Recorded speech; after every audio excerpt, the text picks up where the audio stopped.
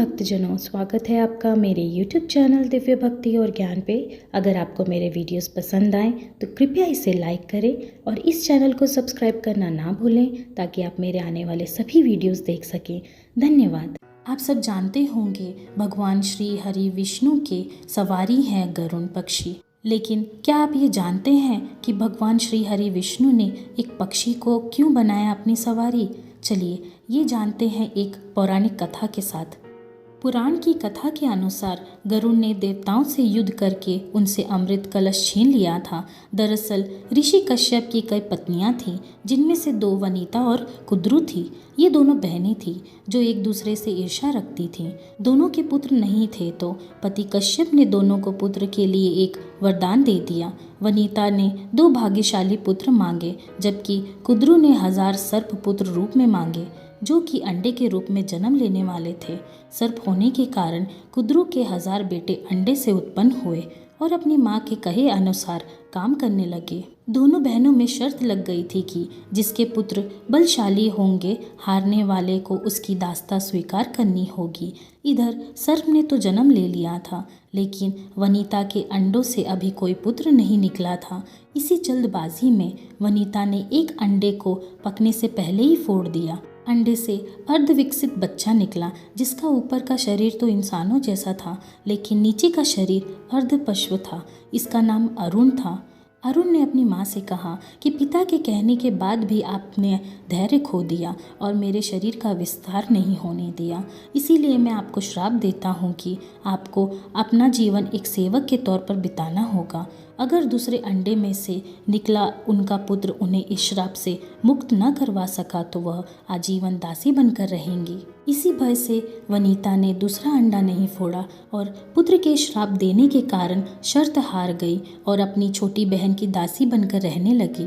बहुत लंबे काल के बाद दूसरा अंडा फूटा और उसमें से विशालकाय गरुड़ निकले, जिसका मुख पक्षी की तरह और बाकी शरीर इंसानों की तरह था। हालांकि उनकी पसलियों से जुड़े उनके विशालकाय पंख भी थे।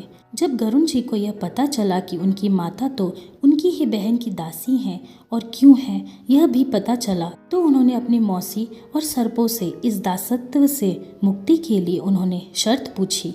सर्पों ने वनिता की दास्ता की मुक्ति के लिए अमृत मंथन से निकला अमृत मांगा। इसीलिए अमृत लेने के लिए गरुड़ स्वर्गलोक की तरफ तुरंत निकल पड़े। देवताओं ने अमृत की सुरक्षा के लिए 3 चरणों की रक्षा कर रखी थी। पहले चरण में आग के बड़े पर्दे बिछा रखे थे, दूसरे में घातक हथियारों की आपस में घर्षण करती दीवार थी और अंत में 2 विषैले सर्पों का पहरा था। वहां तक भी पहुंचने से पहले देवताओं से मुकाबला करना था।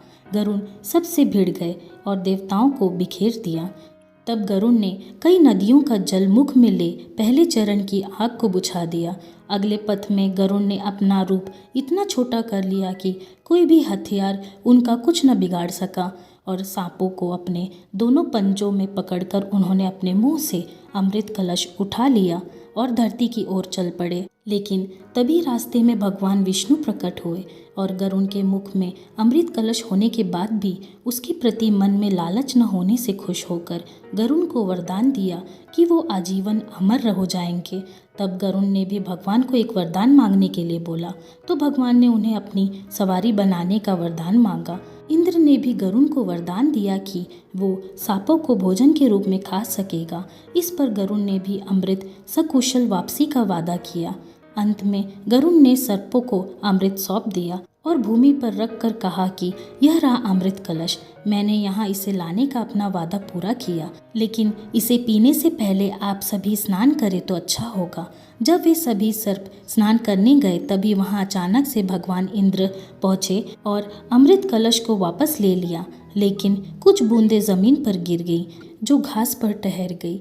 सर्प उन बूंदों पर झपट पड़े, लेकिन उनके हाथ कुछ न लगा। इस तरह गरुड़ की शर्त भी पूरी हो गई और सर्पों को अमृत भी नहीं मिला और इस प्रकार गरुड़ भी भगवान श्री हरि विष्णु के सवारी बन गए।